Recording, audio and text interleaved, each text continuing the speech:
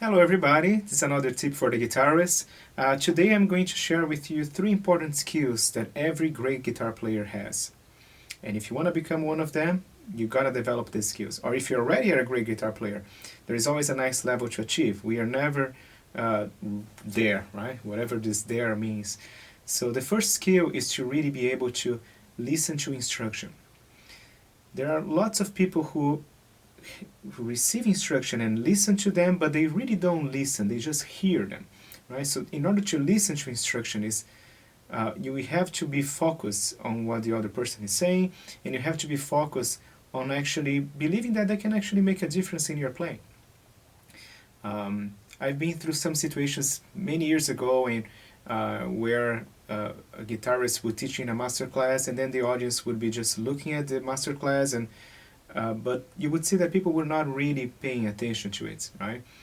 So it's like the attention is extremely important for you to really listen. There are levels of listening, right? The second skill is the ability to repeat a specific passage for a long period of time without getting bored, right? Being bored is one of the diseases of this age, right? Everybody nowadays, you ask them, how are you doing? I said, okay, I'm bored, and that's because we are overstimulated. We have the TV, radio, an entire day, like lots of people with social media, too much of it, sometimes not watching the best videos on social media, right? Sometimes I'm guilty of that too. And sometimes like things just for a laugh or anything, that we become desensitized to the consistent step by step and enjoying that repetitive process. When you repeat something for a long period of time, that can actually be very, I would say, even therapeutic. It can make you more at peace, it can make you more relaxed, it can make you more grounded, and that's just the way we look at it. If we change the way we look at it, it will get like that. There's a phrase that I like very much. It's like I think is if you change the way that you look at things, the things that you look at change. I love that phrase. So when you're practicing, whatever it is, it can be like a repetitive exercise like this. And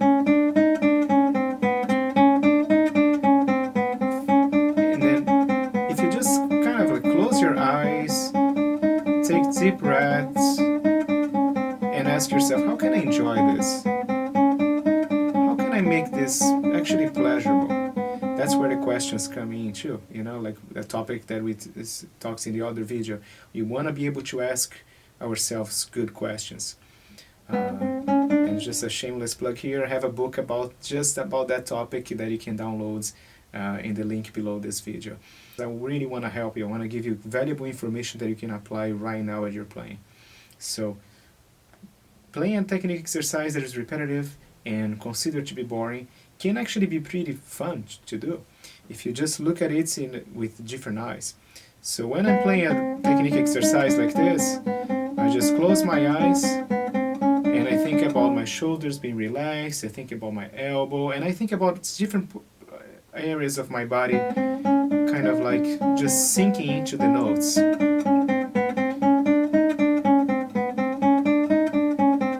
As I do this, yes, I'm concerned about this. I'm not concerned. I'm listening to the sounds, but the sound is at that moment, if I'm practicing a technique exercise, is not my priority. What is my priority is the way that it feels. How does it feel in my fingers? Does it feel comfortable? Or does it feel like I'm doing work?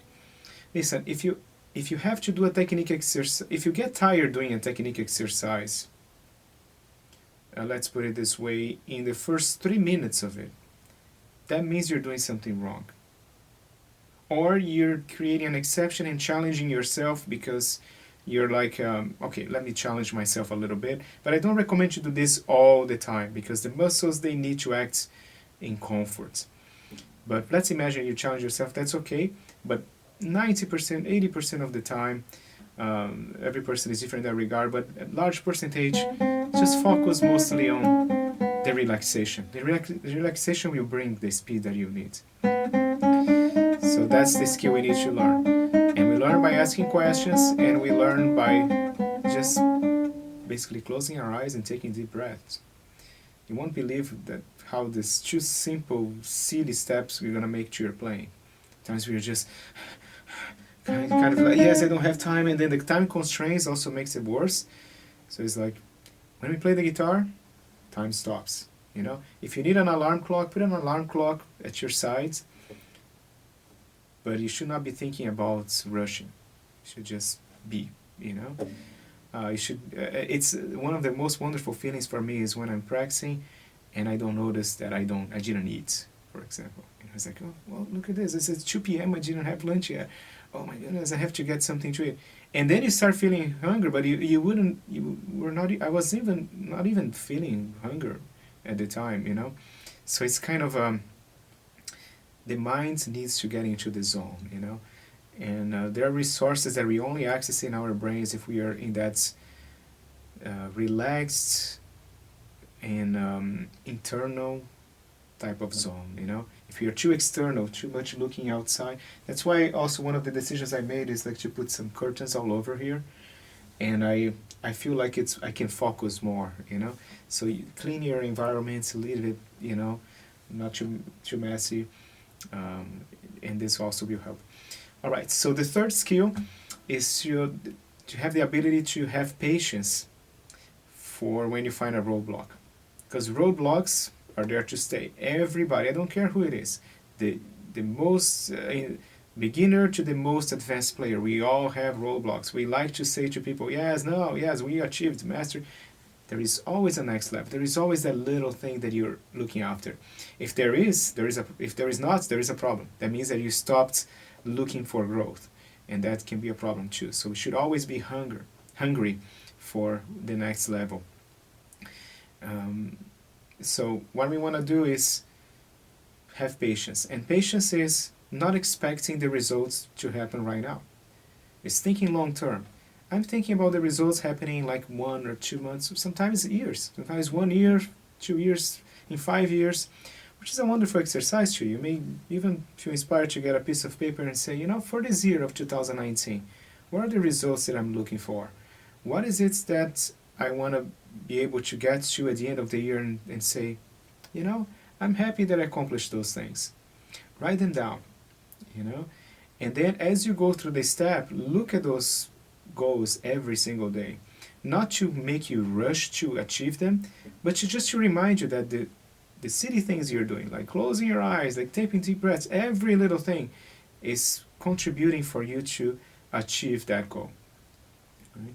So, and by having this at your minds, like the long-term plan and the relaxation that you're playing, it should give you already a lot of patience to go through anything.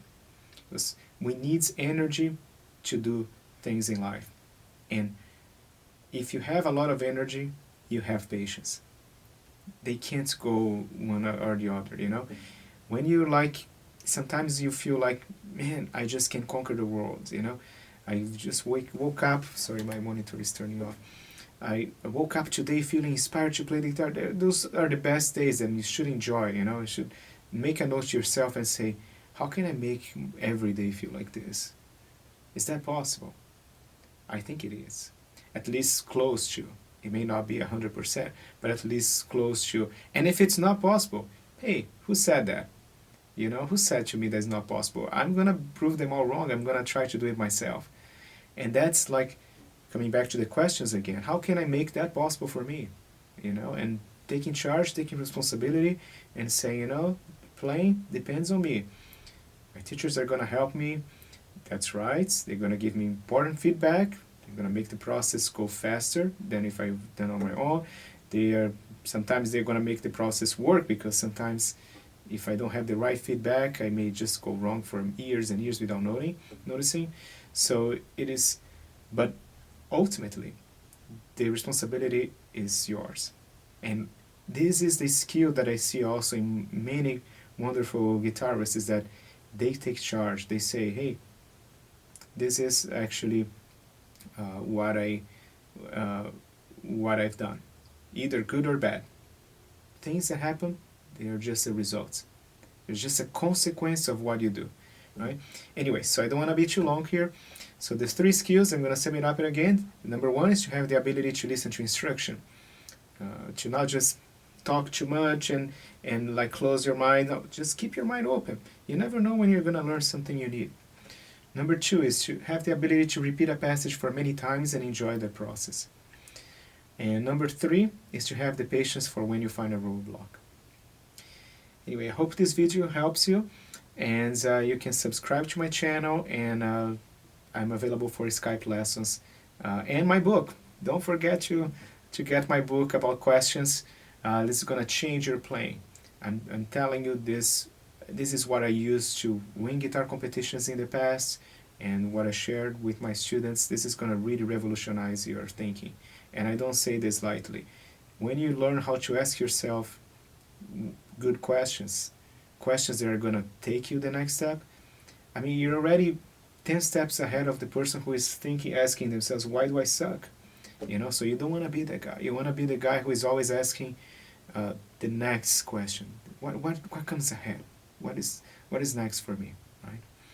Anyway, I wish you all the best, and remember that improvement means change.